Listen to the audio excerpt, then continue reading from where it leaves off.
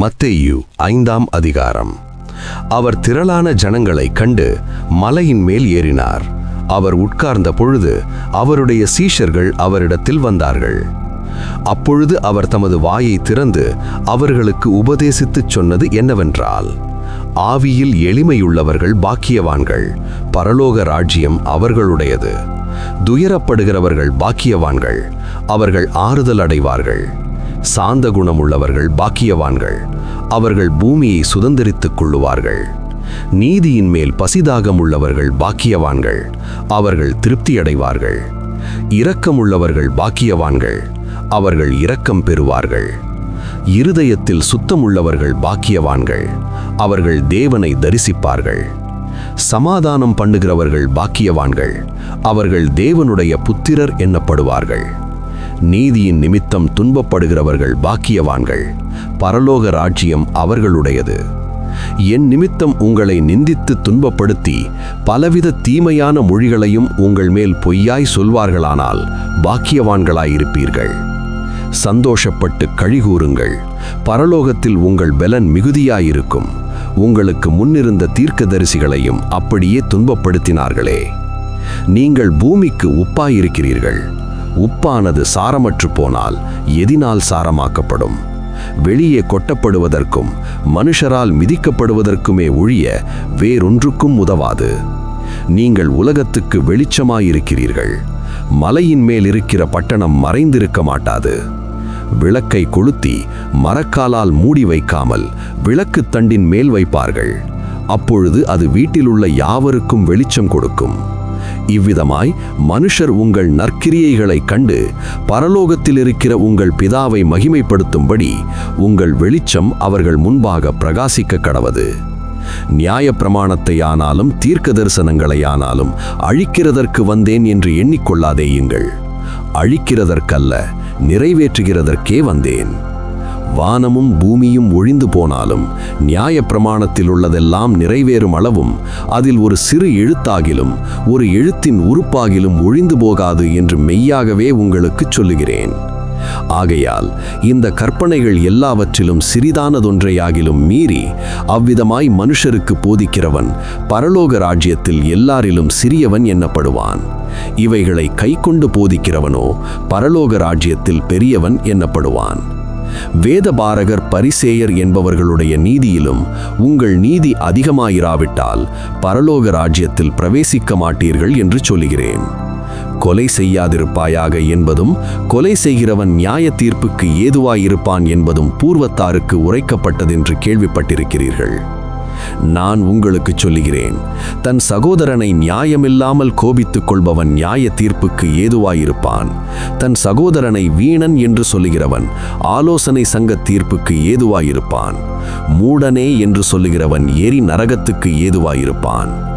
ஆகையால் நீ பலிபீடத்தினிடத்தில் உன் காணிக்கையை செலுத்த வந்து உன் பேரில் உன் சகோதரனுக்கு குறை உண்டென்று அங்கே நினைவு கூறுவாயாகில், அங்கேதானே பலிபீடத்தின் முன் உன் காணிக்கையை வைத்துவிட்டு போய் முன்பு உன் சகோதரனோடே ஒப்புரவாகி பின்பு வந்து உன் காணிக்கையை செலுத்து.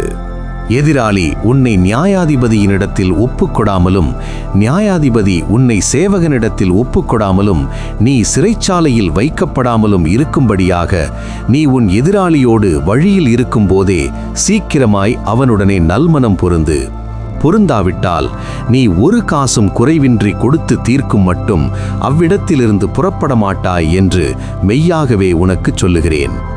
விபச்சாரம் செய்யாதிருப்பாயாக என்பது பூர்வத்தாருக்கு உரைக்கப்பட்டதென்று கேள்விப்பட்டிருக்கிறீர்கள். நான் உங்களுக்கு சொல்லுகிறேன், ஒரு ஸ்திரீயை இச்சையோடு பார்க்கிற எவனும் தன் இருதயத்தில் அவளோடே விபச்சாரம் செய்தாயிற்று. உன் வலது கண் உனக்கு இடறல் உண்டாக்கினால் அதை பிடுங்கி எறிந்து போடு. உன் சரீரம் முழுவதும் நரகத்தில் தள்ளப்படுவதை பார்க்கிலும் உன் அவயவங்களில் ஒன்று கெட்டுப்போவது உனக்கு நலமாயிருக்கும். உன் வலதுகை உனக்கு இடறல் உண்டாக்கினால் அதை தரித்து எறிந்து போடு. உன் சரீரம் முழுவதும் நரகத்தில் தள்ளப்படுவதை பார்க்கிலும் உன் அவயவங்களில் ஒன்று கெட்டுப்போவது உனக்கு நலமாயிருக்கும். தன் மனைவியை தள்ளிவிடுகிற எவனும் தள்ளுதற் சீட்டை அவளுக்கு கொடுக்க கடவன் என்று உரைக்கப்பட்டது. நான் உங்களுக்கு சொல்லுகிறேன், வேசித்தன முகாந்தரத்தினால் ஒழிய தன் மனைவியை தள்ளிவிடுகிறவன் அவளை விபச்சாரம் செய்ய பண்ணுகிறவனாயிருப்பான். அப்படி தள்ளிவிடப்பட்டவளை விவாகம் பண்ணுகிறவனும் விபச்சாரம் செய்கிறவனாயிருப்பான். அன்றியும் பொய்யான இடாமல் உன் ஆணைகளை கர்த்தர் முன்னிலையாய் செலுத்துவாயாக என்று பூர்வத்தாருக்கு உரைக்கப்பட்டதென்று கேள்விப்பட்டிருக்கிறீர்கள். நான் உங்களுக்கு சொல்லுகிறேன், பரிச்சேதம் சத்தியம் பண்ண வேண்டாம், வானத்தின் மேல் சத்தியம் பண்ண வேண்டாம், அது தேவனுடைய சிங்காசனம். பூமியின் மேலும் சத்தியம் பண்ண வேண்டாம், அது அவருடைய பாதப்படி. எருசலேமின் மேலும் சத்தியம் பண்ண வேண்டாம், அது மகாராஜாவினுடைய நகரம். உன் சிரசின் மேலும் சத்தியம் பண்ண வேண்டாம், அதன் ஒரு மயிரையாவது வெண்மையாக்கவும் கருப்பாக்கவும் உன்னால் கூடாதே. உள்ளதை உள்ளதென்றும் இல்லதை இல்லதென்றும் சொல்லுங்கள். இதற்கு மிஞ்சினது தீமையினால் உண்டாயிருக்கும். கண்ணுக்கு கண், பல்லுக்கு பல் என்று உரைக்கப்பட்டதை கேள்விப்பட்டிருக்கிறீர்கள். நான் உங்களுக்கு சொல்லுகிறேன், தீமையோடு எதிர்த்து நிற்க வேண்டாம். ஒருவன் உன்னை வலது கன்னத்தில் அறைந்தால் அவனுக்கு மறுகன்னத்தையும் திருப்பிக் கொடு. உன்னோடு வழக்காடி உன் வஸ்திரத்தை எடுத்துக்கொள்ள வேண்டும் என்று இருக்கிறவனுக்கு உன் அங்கியையும் விட்டுவிடு. ஒருவன் உன்னை 1 மைல் தூரம் வர பலவந்தம் பண்ணினால் அவனோடு 2 மைல் தூரம் போ.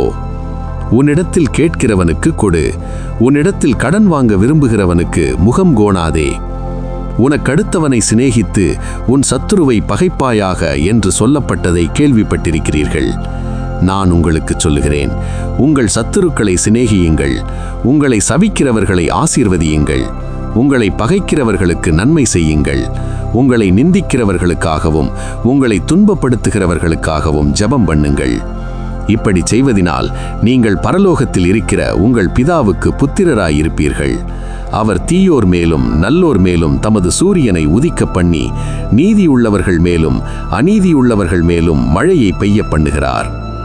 உங்களை சிநேகிக்கிறவர்களையே நீங்கள் சிநேகிப்பீர்களானால் உங்களுக்கு பலன் என்ன? ஆயக்காரரும் அப்படியே செய்கிறார்கள் அல்லவா? உங்கள் சகோதரரை மாத்திரம் வாழ்த்துவீர்களானால் நீங்கள் விசேஷித்து செய்கிறது என்ன? ஆயக்காரரும் அப்படியே செய்கிறார்கள் அல்லவா? ஆகையால் பரலோகத்தில் இருக்கிற உங்கள் பிதா பூரண சற்குணராய் இருக்கிறது போல நீங்களும் பூரண சற்குணராய் இருக்க கடவீர்கள். ஆமேன்.